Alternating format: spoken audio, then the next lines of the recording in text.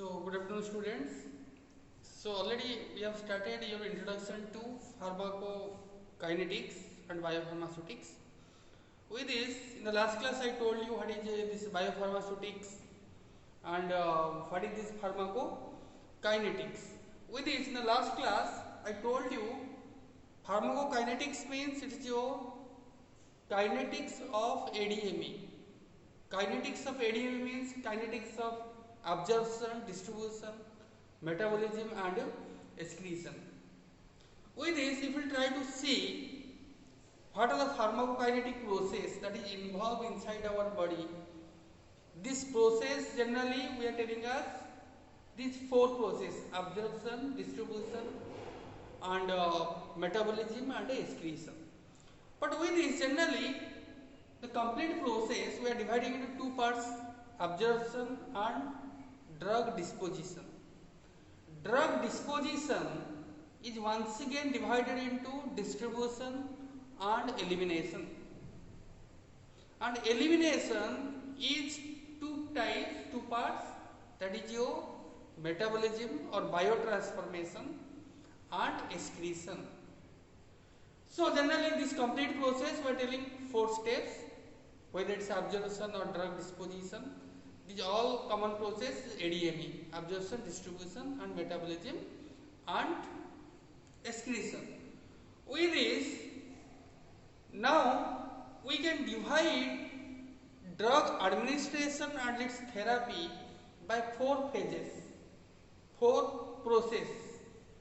What are these phases? Let us discuss about in the introduction part of biopharmaceutics. What are the four phases involved? The first phase we are telling as pharmaceutical phase.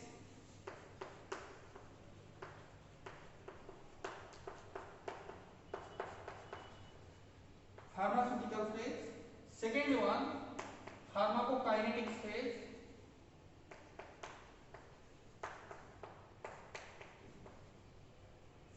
Third one, pharmacodynamic phase.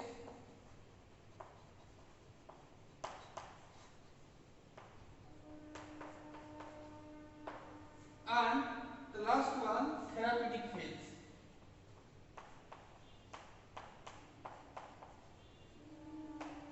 So these four phases are involved: pharmaceutical phase, pharmacokinetic phase, pharmacodynamic phase and therapeutic phase. With this, let us discuss about what is this pharmaceutical phase. Generally, when a drug is formulated, we need to see its physicochemical properties of the drug molecule, and also from that we have to design and manufacture the dosage forms. So that part will come under pharmaceutical phase.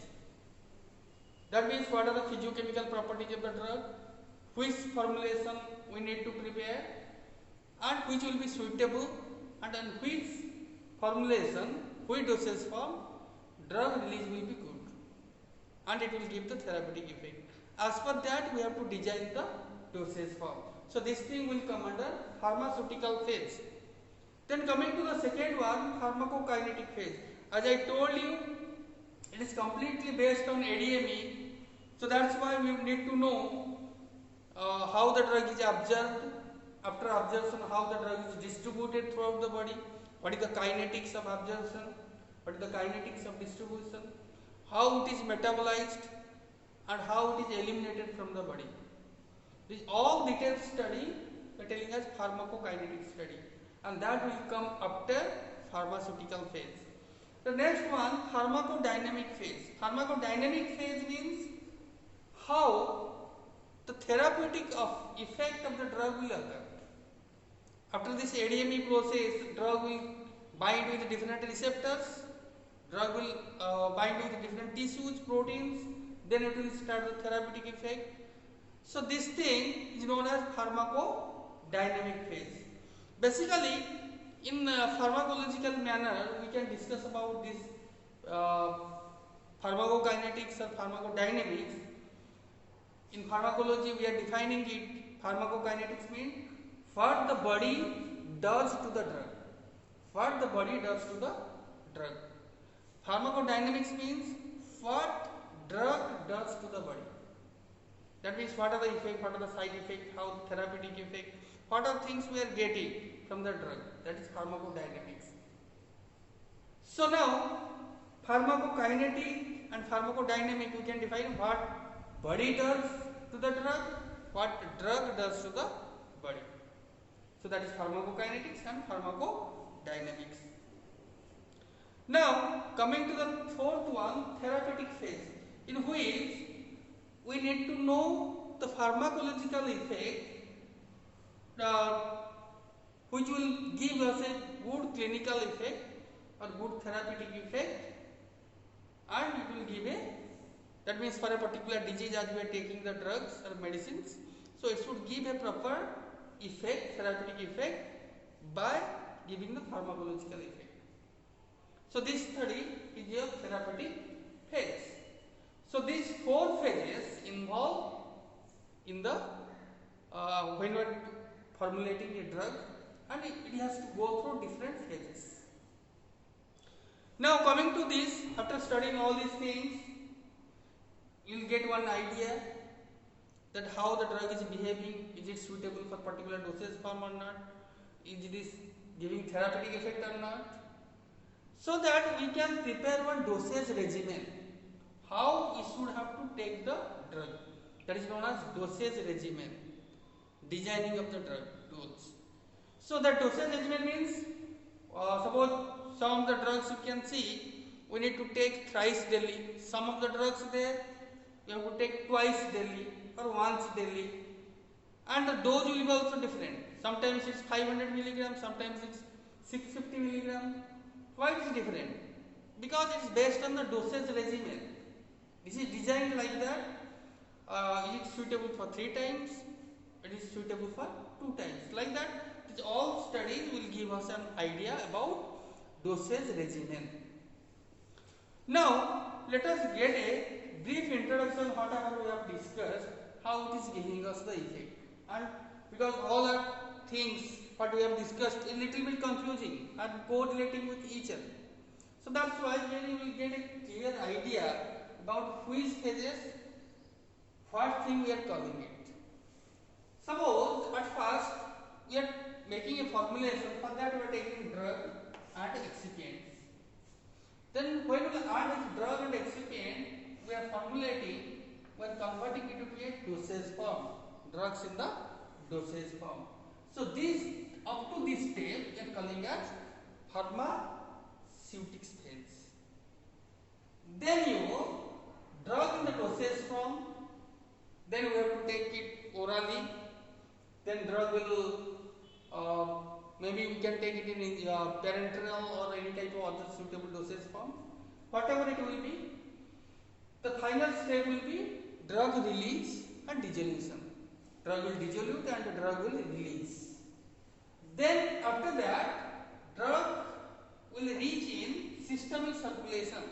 Drug will reach in systemic circulation, because if it will not reach systemic circulation, it will not give the therapeutic effect. So that's why to reach the therapeutic, to give the therapeutic effect, the drug should reach the systemic circulation. So that's why it's a term we are calling bioavailability. How much amount of drug is in the blood or plasma, that is evaluated by bioavailability of the drug. So this bioavailability means the rate and extent of drug absorption. Rate and extent means in which rate it's faster or slower, how much quantity, how much amount of drug is absorbed. After absorption, where it will go? It will go to the systemic circulation. So that's why the next step will be drug will be in systemic circulation. Then after going to the systemic circulation, the next process will start. That means it will go to the, it will bind with the extravascular tissues, it will bind with different types of receptors, it will bind with different tissues. Or the next step in the side you can write drug disposition. Drug disposition means it is your elimination and distribution. Distribution of drugs and elimination of drugs. So in cases, some cases after going to the systemic circulation, drug will distribute throughout the body and it will be metabolized or excreted. So that's why the side step metabolism and excretion. Sometimes what will happen, why it's given in the side, because sometimes before giving the therapeutic effect, drug will be metabolized, drug will be excreted out from the body.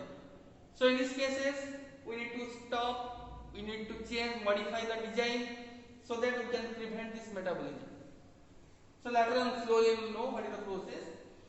The next step is the system. After reaching the systemic circulation, drug will bind extravascular tissues and then it will give pharmacological response, then it will give therapeutic response or toxic effect. So now up to drug in dosage form we are telling as pharmaceutics, and from this drug in dosage form to drug is in extravascular tissues, we are calling as pharmacokinetics. We are calling as pharmacokinetics. After drug binding with extravascular tissues to pharmacological response or therapeutic effect, we are calling as pharmacodynamics. And with this point from drug in dosage form to drug in systemic circulation, drug in dosage form to drug in systemic circulation, we are calling as biopharmaceutics. This part we are calling as biopharmaceutics. Drug in dosage form to drug in systemic circulation. So you can see here both are correlated with each other. That means we cannot separate these two parts. Both are correlated with each other. Biopharmaceutics and pharmacokinetics. So it is now this complete section, drug in dosage form to therapeutic effect and toxic effect, we are calling it as clinical pharmacokinetics. Clinical pharmacokinetics. So this is one complete flow chart. What is happening when we are taking a drug and excipient? What is happening to this? And what we are calling the process? And in which subject it is involved? Process we have to discuss. All are given you in this particular part. Now, this is about introduction of your biopharmaceutics and pharmacokinetics. Now we will go for the unit, first unit for you, absorption of drugs.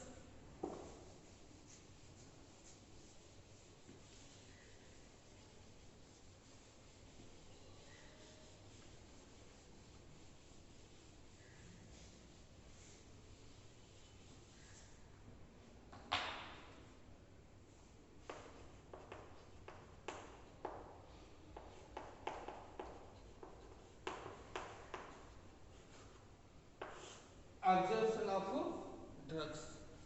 So absorption of drugs means it is a process, as I told, it's a most important process where the drug will absorb and it will go to the systemic circulation. Generally, if you are giving a drug molecule in intravenous or intra-arterial, then directly we are injecting the drug to the systemic circulation. Directly we are sending the drug to the systemic circulation. But always it's not possible because all the drugs we are taking is not in the form of injectables.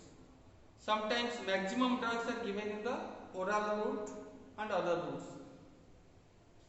So that's why it's very important to know the drug's absorption, because in every process when you are taking a drug in different routes, the absorption will occur. The process will occur. So that's why we need to know how the drug is absorbed, what are the mechanism behind this, and all the details we need to know. So let us define this drug absorption. It is defined as the process of movement of drug from the site of administration to systemic circulation. We can define it, the process of movement of unchanged drug from the site of administration to the systemic circulation. That means from the site of administration means it may be from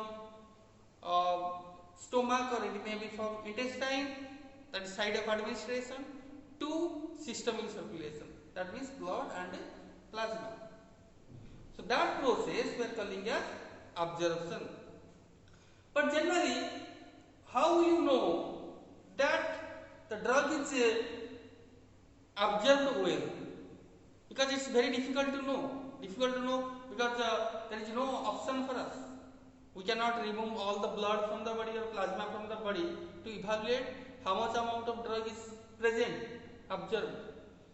So that's why to find out how much amount of drug is going to the systemic circulation, we need to calculate plasma drug concentration. We need to know plasma drug concentration. So that's why there is a profile, there is a graph we are making that is known as your plasma drug concentration time profile.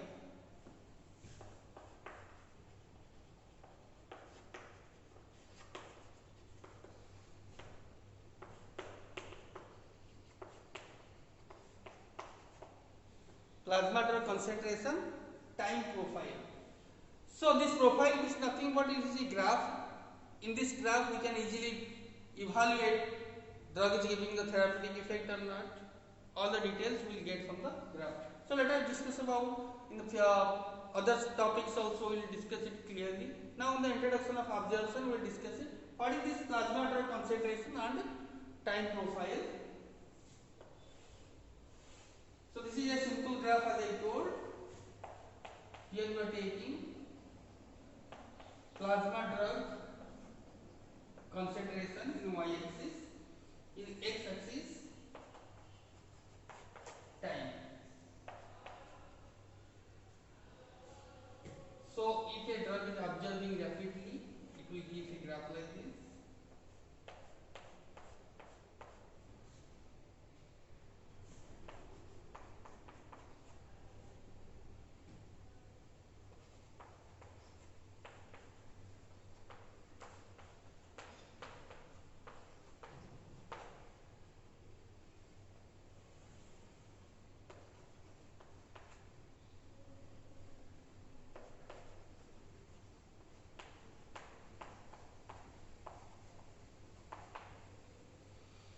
Now try to understand this graph. When you are taking a graph between plasma drug concentration and time, in y-axis we have to keep plasma drug concentration, in x-axis time. In different time intervals, 1 hour, 2 hours, 4 hours, how much amount of drug is present in the plasma. So if we take a rapidly absorbing drug, rapidly absorbing dosage form, what will happen? The drug concentration in plasma will increase and it will cross one point. Here one label I have given, that is known as MEC, minimum effective concentration. Minimum effective concentration, that means the minimum concentration required to give therapeutic action. Minimum concentration required to give a effective therapeutic action, that is known as minimum effective concentration.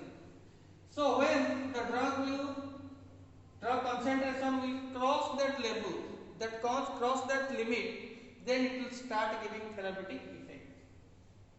So that's why below that line we are calling as sub-therapeutic level.